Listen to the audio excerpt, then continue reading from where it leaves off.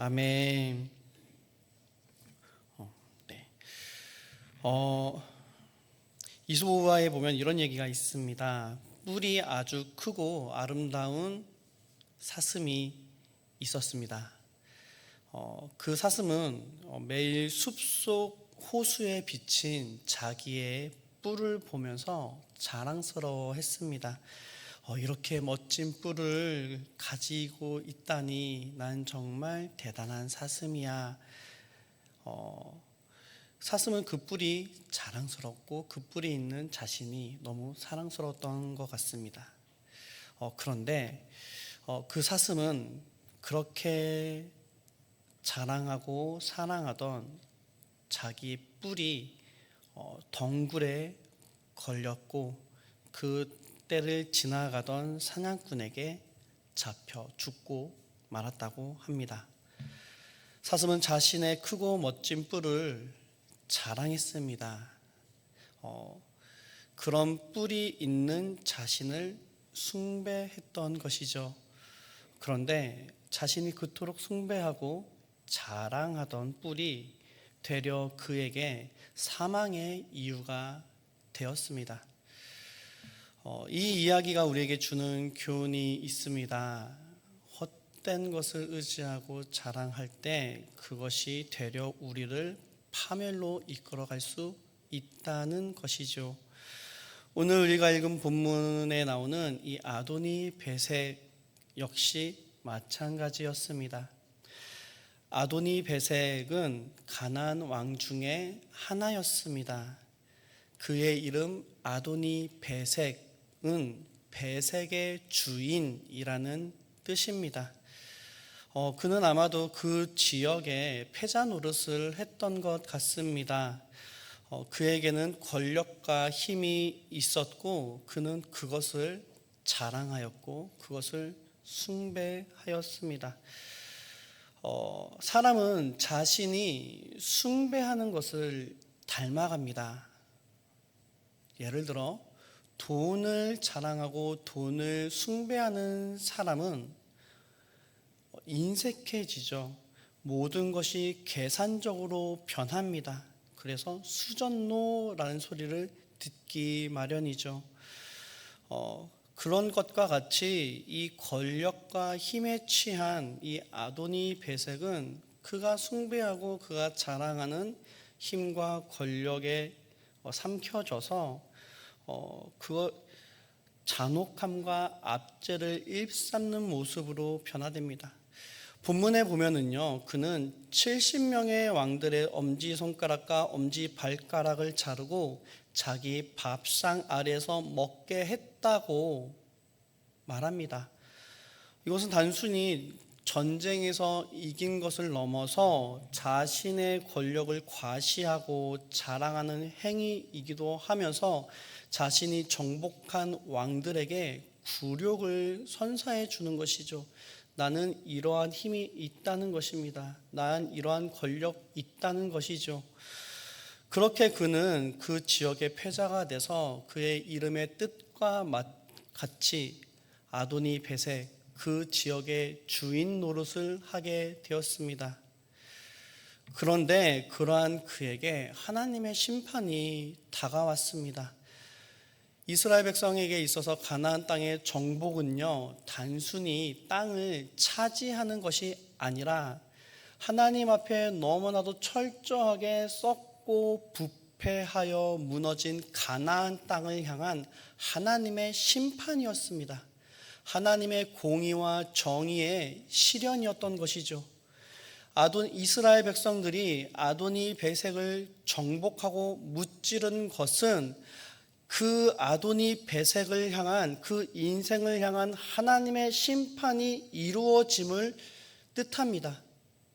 이렇게 아도니 베색은 하나님의 심판대 앞에 섰습니다. 그랬을 때 사실상 자기 스스로 삶의 왕으로 군림하고 스스로 숭배하고 살았던 아도니 베색의 마지막이 어땠습니까? 그는 7절에 이렇게 고백합니다. 하나님이 내게 갚으셨도다. 하나님이 내가 다른 왕들에게 했던 그 굴욕, 행했던 그 압제와 그 폭압 그대로 내게 갚으셨다라는 것입니다. 그가 평생에 걸쳐 의지했던 것이 하나님의 심판 앞에 철저히 무너지는 것을 볼 수 있습니다.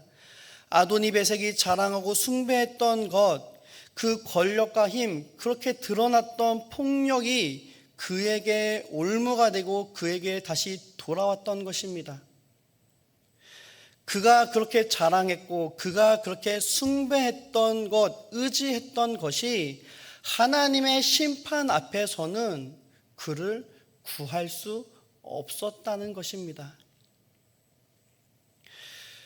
우리가 숭배하는 것, 그것이 참이 아니면 우리는 그 헛된 영광과 함께 무너지게 됩니다. 그렇다면 우리 자신을 좀 돌아봤으면 좋겠습니다. 우리는 어떻습니까? 우리에게는 아도니베섹처럼 70명의 왕을 짓밟을 권력은 없을 수 있습니다. 그런데 우리도 역시 이 아도니베섹이라는 이름의 뜻처럼 내가 주인 되고 내가 왕 노릇하는 것을 자랑하고 기뻐하고 또 그것을 숭배하고 있지는 않습니까? 모든 사람들이 본능적으로 자랑할 것을 찾고 있습니다. 특별히 모든 것이 상대화되어 버리는 현 시대 가운데서는 내가 주인 되고 내가 왕 되는 것, 내가 내 인생의 왕과 주인으로서 결정하고 행동하는 것을 추앙하는 이런 시대 가운데 우리는 살아가고 있습니다. 여기서 우리는 많은 것들을 자랑하고 많은 것을 의지하게 됩니다. 돈일 수도 있고요. 물질적인 안정을 추구하고 숭배하기도 합니다. 세상적으로 성공한 삶, 권력, 또 그것으로 인해 이루어지는 수많은 삶의 세상의 안정과 쾌락, 그 모든 것을 우리는 추구합니다. 그것을 이루지 못하면 이룬 사람들을 시기합니다. 그래서 나도 어떻게 해서든 저 사람과 같이 물질을 갖고 저 사람과 같이 좋은 직장을 얻고 저 사람과 같이 다른 사람들과 같이 더 넓은 집, 좀 더 편안한 삶, 그런 삶을 꿈꾸고 있습니다. 추구합니다. 또 그것을 자랑하지요. SNS에 보십시오. 우리 젊은 사람들 사진에 올리는 것들이 무엇인가요? 호텔에서, 멋진 호텔에서 이렇게 잘 놀고 있는 나를 봐라. 나 이렇게 맛있는 음식 먹어요. 나 이렇게 좋은 옷 입고 있어요. 그것들을 자랑합니다. 그리고 또 다른 사람들은 그것을 보면서 부러워합니다. 그러면서 상대적으로 박탈감을 느낍니다. 저 사람은 저렇게 좋은 데 가고 저렇게 맛있는 음식을 먹고 저렇게 예쁘게 꾸미고 하는데 나는 왜 이런가? 나는 왜 이런 곳에 있는가? 내 자신이 너무나도 초라해지는 것이죠. 내 자신이 너무나도 쓸모없게 느껴지는 것입니다. 우리 모두 다 알게 모르게 아도니베섹과 같이 내 인생에 이 세상의 것, 이 세상의 자랑과 이 세상의 것을 숭배하고 의지하고 자랑하고 싶은 모습들이 우리 안에 있다는 것이죠. 그런데 우리는 반드시 기억해야 됩니다. 우리가 의지하고 자랑하는 것이 참된 것이 아니라면 우리는 그것이 그 헛된 영광과 함께 우리의 인생은 무너지게 될 것입니다. 우리가 생각하고 우리가 바라고 있는 물질과 세상적인 성공, 권력, 쾌락, 이 모든 것은 우리의 참된 영광, 자랑이 될 수 없습니다. 이런 것들은 하나님의 심판 앞에서 우리를 더욱 넘어뜨리는 지옥의 땔감이 될 뿐입니다. 우리는 이 모든 것들을 다 주님 앞에 내려놔야 될 줄 믿습니다. 또 한 가지 이 시간 우리가 반드시 짚고 가야 할 내용이 있습니다. 그것은요, 우리의 의로움 역시 우리의 자랑이 될 수 없다는 것입니다. 우리는 알게 모르게 하나님 앞에서 우리 자신의 의를 내세울 때가 많이 있습니다. 나는 다른 사람보다 더 성실하고 더 많은 헌금과 더 많은 기도와 더 많은 전도와 봉사, 헌신을 한다고 생각하면서 스스로를 자랑할 때가 있습니다. 마치 예수님의 예화에 나오는 세리와 같이 성전에서 기도했던 바리새인과 같이 말입니다. 성전에서 세리는 어떻게 기도합니까? 감히 고개를 쳐들지 못하고요, 납작 엎드려서 하나님 나를 불쌍히 여기소서, 나는 죄인입니다. 하나님 앞에 간구합니다. 눈물로 기도합니다. 나는 죄인입니다. 거룩한 하나님 앞에 설 자격이 없는 자입니다. 그렇게 부르짖고 있습니다. 그런데 그런 세리를 바라보던 바리새인은 어떻게 기도합니까? 누가복음 18장 18장에 보면은 하나님이여, 나는 다른 사람들 곧 토색, 불의, 간음하는 자들과 같지 아니하고 이 세리와도 같지 아니함을 감사합니다. 나는 일주일에 2번 금식하고 또 소득의 11조를 드리나이다 라고 기도하고 있습니다. 그런 기도를 그렇게 얘기하면서 자신의 의를, 내가 하나님을 이렇게 열심히 섬기고 이렇게 철저히 말씀을 대로 살아가고 있습니다. 난 이렇게 선한 사람이고 의인입니다. 이런 삶을 살게 하심을 감사합니다. 말하고 있는 것이죠. 그런데 예수님께서는 분명하게 우리에게 말씀하십니다. 누가복음 18장 14절에 보면은요, 내가 너희에게 이르노니 이에 저 바리새인이 아니고 이 사람이 의롭다 하심을 받고 그의 집으로 내려갔느니라. 예수님께서 의롭다 인정한 사람이 누구입니까? 바리새인인가요? 아니죠. 세리였습니다. 하나님 앞에 자기 자신을 철저히 낮추고 하나님의 긍휼을 구했던 그 세리가 했던 일은요, 이거밖에 없었어요. 나는 죄인입니다. 하나님 나를 긍휼히 여겨주십시오. 하나님의 긍휼을 구한 것밖에 없었습니다. 그런데 예수님은요, 11조하고 열심히 봉사하고 섬겼던 바리새인이 아니라 이 세리를 의롭다 말씀해 주셨다는 것입니다. 왜 이런 일이 벌어집니까? 왜 이런 일이 발생하는 것입니까? 로마서 3장 20절에 분명히 말합니다. 그러므로 율법의 행위로 그의 앞에 의롭다 하심을 얻을 육체가 없나니 율법으로는 죄를 깨달음이니라.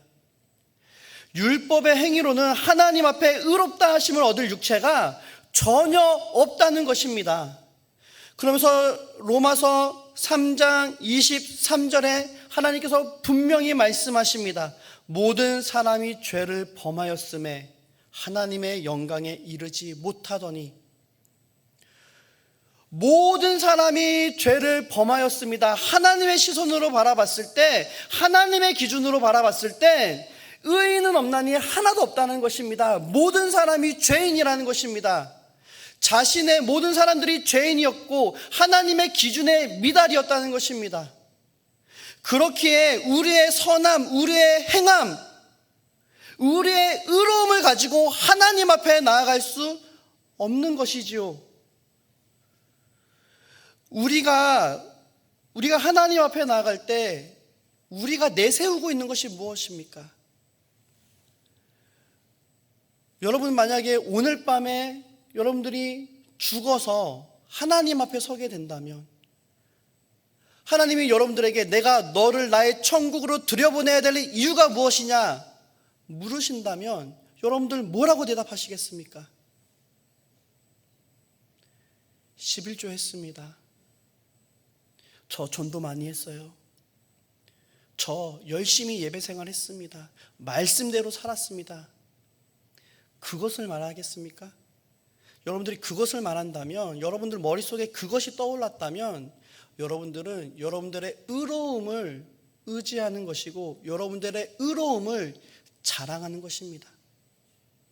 마치 아도니 베섹이 자신의 권력, 자신의 힘을 의지하고 살아왔던 것처럼 우리도 나의 의로움을, 나의 행함을, 나의 선함을 의지하고 자랑하고 그것을 따르고 있는 것입니다.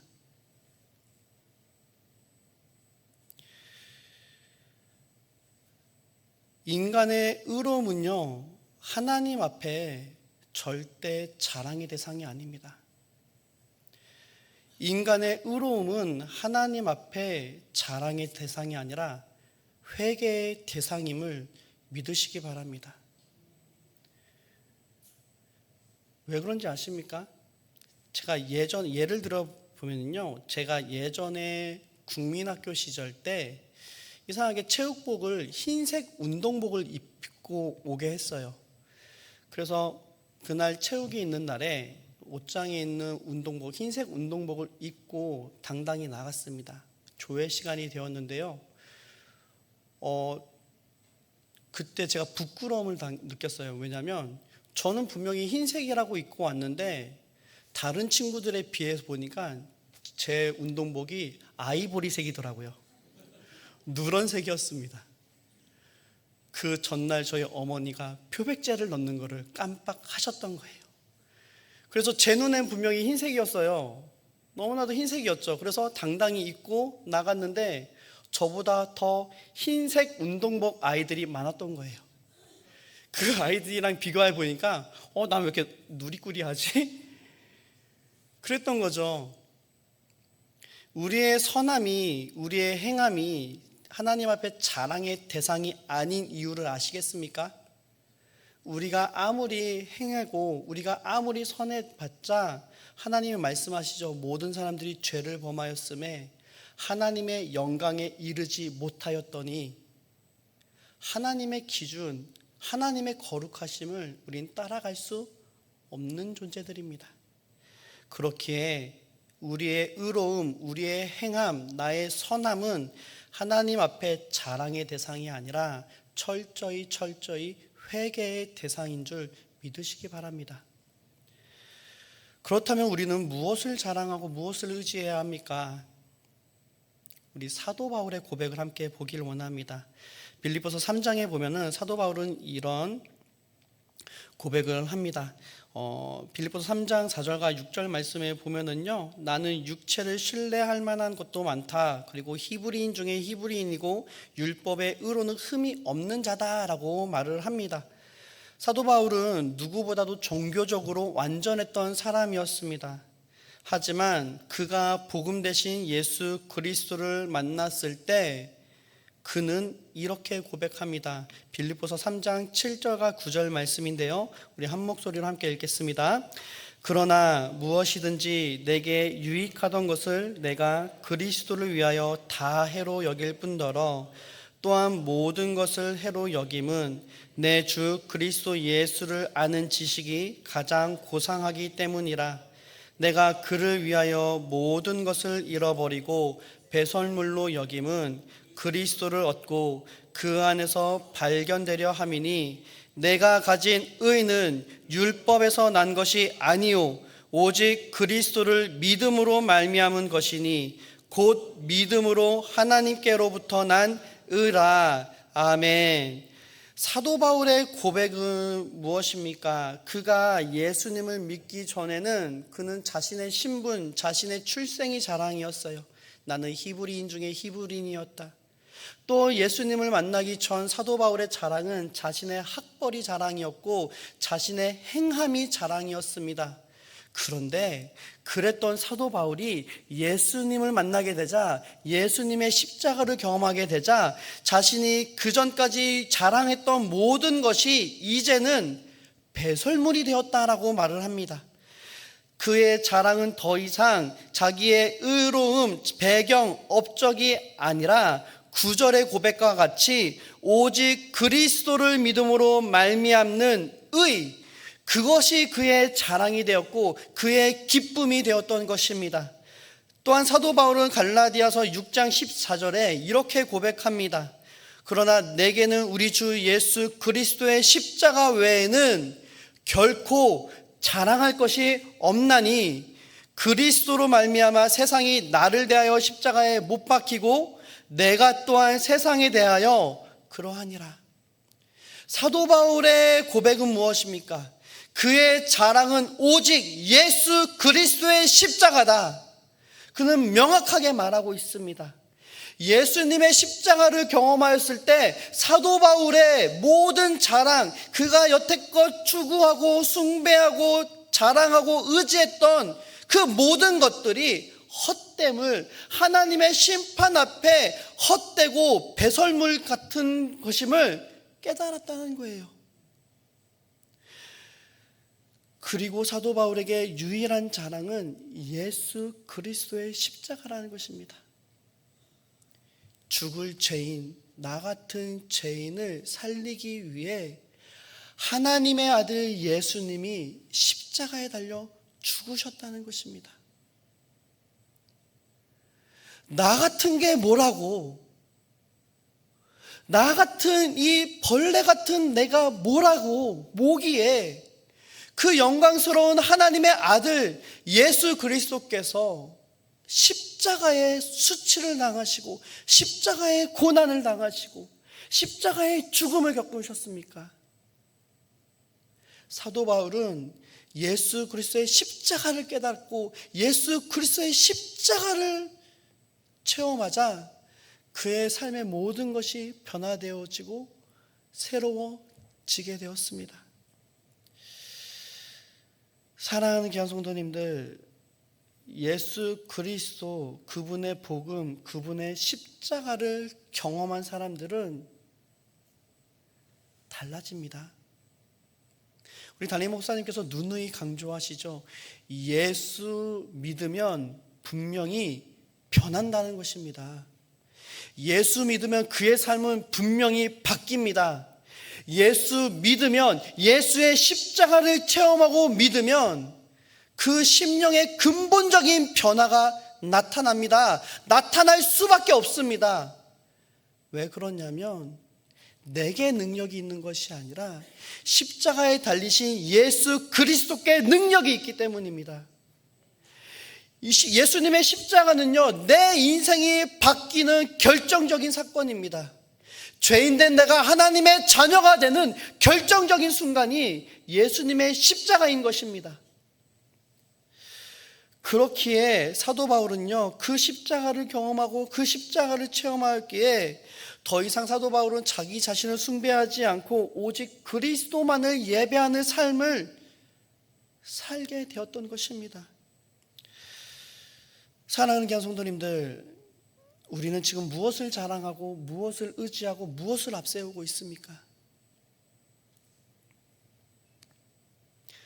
아도니메섹은 자기 스스로가 주인되고 권력을 자랑하고 스스로를 숭배했지만 결국 그것은 하나님의 심판 앞에 그의 수치가 되었고 그의 죽음이 되었습니다. 복음을 깨닫기 전에 사도 바울은 자기의 의를 자랑했지만 십자가를 경험하고 나선 그것이 배설물임을 깨닫게 되었습니다. 오늘 우리의 질문은 이것입니다. 나는 하나님 앞에 지금 무엇을 자랑하고 있는가? 나는 하나님의 심판대 앞에 무엇을 의지하고 있는가? 내가 진짜 중요하게 여기는 것이 하나님의 심판에서 나를 구할 수 있는 것인가?